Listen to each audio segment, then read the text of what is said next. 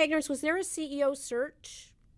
There was. And There was. did you Yeah, I'll give review you a little candidates, story. and you must have reviewed some of the candidates, and it must be weird to then think, well, yeah, I am better than all of them. That's not the way I think I about it, to be know. honest. I'm Uh, projecting.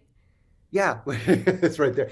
Yeah, no, it was, but it was the whole experience was a little bit surreal, if I'm honest. I mean, I was not. John and Logan came to the board at the end of last year saying, after 14 years of this being sort of a 24/7 job, we're really ready to hand the reins over to somebody else, or the wheel, I guess is probably the better Mm-hmm. metaphor. And the board did what boards do, right? They hired, they formed a search committee. I was not on that committee.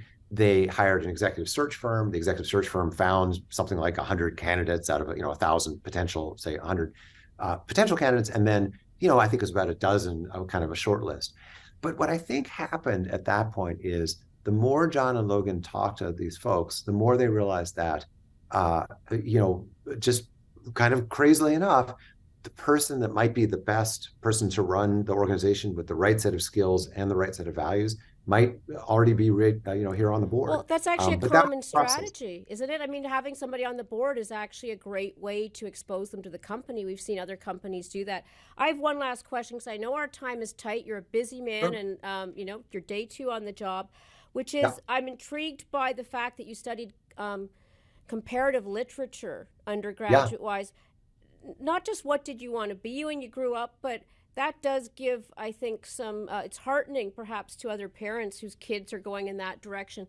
Did that equip you well for the job you're in now? You've spoken about your work experience. What about your academic Education. pre-MBA experience?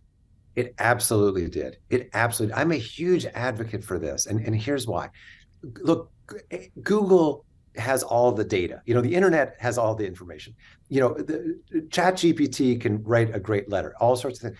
But what is very, very hard for computers to do, but very easy for humans to do, is take complex situations and solve problems and come up with a big vision. I really want our vision to be bringing people together. It's Mm-hmm. so important in this highly virtual digital world we have for people to have physical connection. Lyft can do that. That is the type. That's storytelling, and that's looking at at information and trying to figure out what's the theme, and and what does the future look like, right? In any book you read, part of what your brain is doing is thinking, what is going to happen next? What is my prediction that's going to happen next? That's what makes reading fiction particularly so interesting, is you're sort of trying to guess a little bit of where things are going to go, and that tunes your brain up in a way that is quite applicable to many things. So yeah, look, I think reading and liberal arts education, I think, is a vaccine against ignorance and obsolescence. I can talk about this for hours, I but well, it's I can't let you go. I can't let a comp lit man who's built this, the digital book company you built, without yeah. asking what one of your favorite books is, or a book that was very formative, influential for you. I mean, here's what's hard for me. Back to it's hard to pick your favorite child. You can pick two For me, or my three. favorite book is almost always the book I just finished. So I just read this, and the title's funny, but Cloud Cuckoo Land by Anthony Doerr.